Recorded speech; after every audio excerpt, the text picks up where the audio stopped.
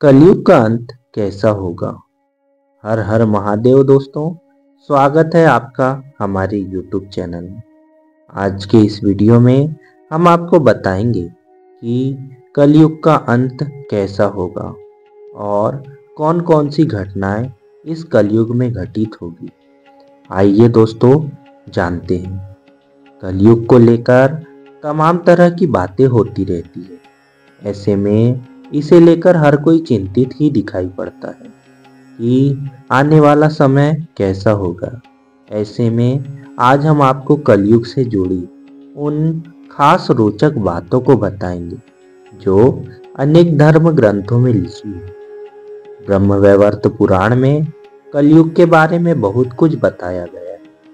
वहीं अभी कलयुग चल रहा है और द्वापर युग के समाप्ति के बाद कुल 5000 वर्ष बीते हैं।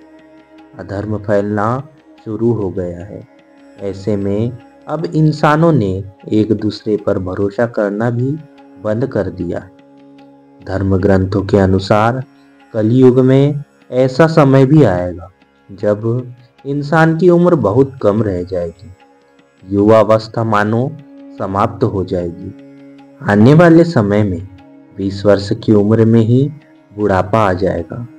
ग्रंथों में इस सृष्टि के आरंभ से लेकर अंत तक के काल को 4 युगों में यानी सतयुग, त्रेता युग, द्वापर युग और कलयुग में बांटा गया है।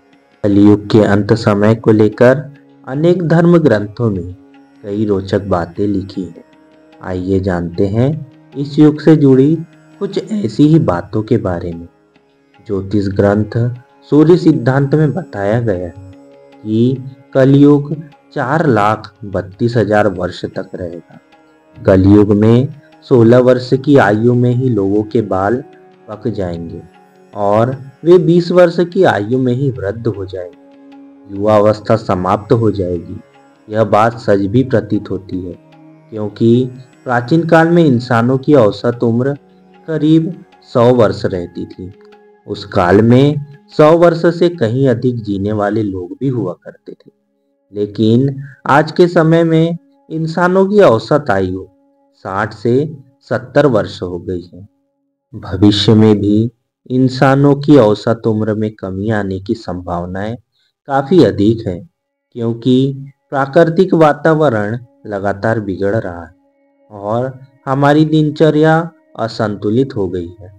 पुराने समय में लंबी उम्र के बाद ही बाल सफेद होते थे, लेकिन आज के समय में युवावस्था में ही स्त्री और पुरुष दोनों के बाल सफेद हो जाते हैं।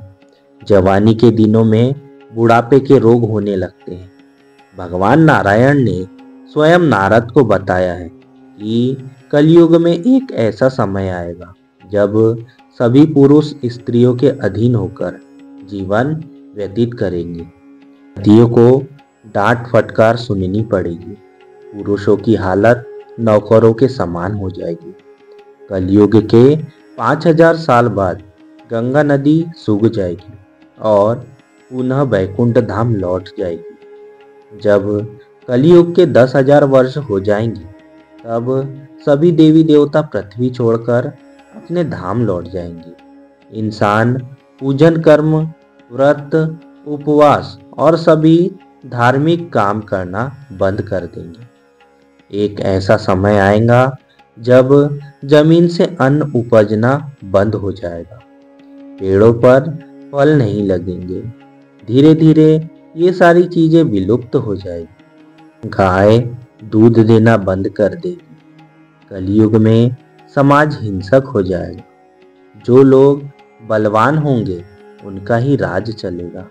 मानवता नष्ट हो जाएगी। रिश्ते खत्म हो जाएंगे। एक भाई दूसरे भाई का ही शत्रु हो जाएगा। कलयुग में लोग शास्त्रों से विमुख हो जाएंगे।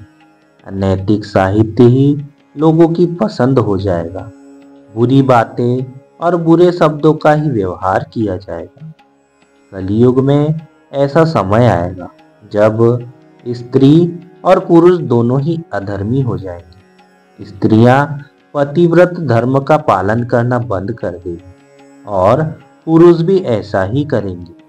स्त्री और पुरुषों से संबंधित सभी वैदिक नियम विलुप्त हो जाएंगे। कलयुग में चोर और अपराधियों की संख्या इतनी अधिक बढ़ जाएगी कि आम इंसान ठीक से जीवन जी नहीं पाएगा। लोग एक दूसरे के प्रति हिंसक हो जाएंगे और सभी के मन में पाप प्रवेश कर जाएगा। कलयुग के अंतिम काल में भगवान विष्णु का कल्कि अवतार होगा। यह अवतार विष्णु यशा नामक ब्राह्मण के घर जन्म लेगा। भगवान कल्कि सभी अधर्मियों का नाश करेंगे। भगवान कल्कि केवल 3 दिनों में पृथ्वी से समस्त अधर्मियों का नाश कर देंगे और बहुत सालों तक विश्व पर शासन कर धर्म की स्थापना करेंगे। कलयुग में अंतिम समय में बहुत मोटी धारा से लगातार वर्षा होगी, जिससे चारों ओर पानी ही पानी हो जाएगा। समस्त पृथ्वी पर जल ही जल हो जाएगा और प्राणियों का अंत हो जाएगा। इसके बाद 1,70,000 वर्षों तक संधि काल अर्थात एक युग के अंत और दूसरे युग के प्रारंभ के बीच के समय को संधि काल कहते हैं। संधि काल के अंतिम चरण में एक साथ 12 सूर्य उदय होंगे और उनके तेज से पृथ्वी सूख जाएगी और पुनः सतयुग का प्रारंभ होगा। धर्म ग्रंथों के अनुसार जब जब धर्म की हानि होती है, ईश्वर अवतार लेकर अधर्म का अंत करते हैं। हिंदू धर्म में इस संदेश के साथ अलग अलग युगों में जगत को दुख और भय से मुक्त करने वाले ईश्वर के कई अवतारों के पौराणिक प्रसंग हैं।